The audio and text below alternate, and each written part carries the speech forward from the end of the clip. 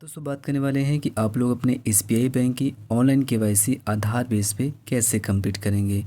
तो बहुत ही simple way है। सबसे पहले आपको अपने नेट बैंकिंग को लॉगिन कर लेना है। लॉगिन करने के बाद आपको यहाँ पे लेफ़्ट साइड में आपको 3 लाइन का ऑप्शन मिलेगा। सिंपली आपको इसी के ऊपर टिक करना है।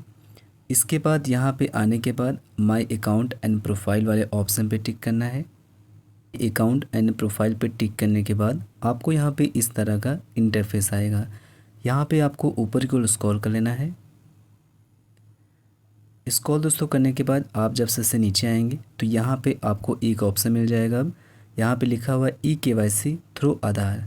तो यहाँ पे आप लोग अपनी ई-केवाईसी अपने आधार के थ्रू कंप्लीट कर पाएंगे। आपको इस तरीके से ई-केवाईसी का ऑप्शन मिलेगा। सिंपली आपको अपनी केवाईसी को करने के लिए आपको इसी ऑप्शन पे टिक करना है।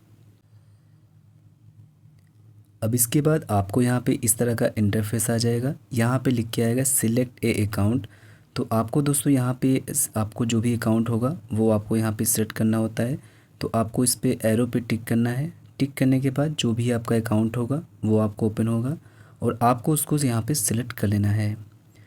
इतना करने के बाद आपको यहाँ पे सबमिट का ऑप्शन होगा। तो सिंपली आपको इस सबमिट वाले ऑप्शन पे टिक कर देना है।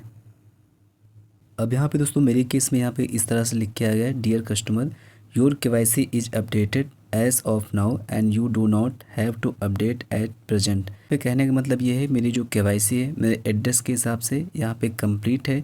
और ये बोल रहा है अगर आपने एड्रेस को चेंज करवाया है तो आप अपनी केवाईसी को अगर अपडेट करवाना चाहते हैं तो यहाँ पे कंटिन्यू कर सकते हैं। तो मेरे केस में दोस्तों मेरी केवाईसी अपडेटेड है, इसलिए दोस्तों मैं आगे यहाँ पे कंप्लीट नहीं कर पाऊँगा। लेकिन दोस्तों अगर आपको अपनी केवाईसी को करना है तो आप यहीं से अपनी केवाईसी को कंप्लीट कर पाएंगे अपने आधार बेस पे। आपको दोस्तों यहाँ पे एक चीज़ का ध्यान रखना है कि आपके जो आधार में है वहाँ पे मोबाइल नंबर आपका लिंक होना चाहिए, ताकि दोस्तों जब आप लोग अपनी केवाईसी करें तो वहाँ पे ओटीपी के थ्रू आप अपनी केवाईसी को वेरीफाई कर पाएँ। तो इस तरीके से आप लोग अपनी ई-केवाईसी अपने थ्रू आधार के थ्रू कर सकते हैं। फिर भी अगर आपको कोई कन्फ्यूज़न होता है, आपको कोई डाउट होता है तो बेफिक्र होकर कमेंट बॉक्स में लिख सकते हैं और मैं आपके कमेंट को उत्तर जरूर दूंगा। थैंक्स फॉर वॉचिंग दोस्तों, बाय बाय।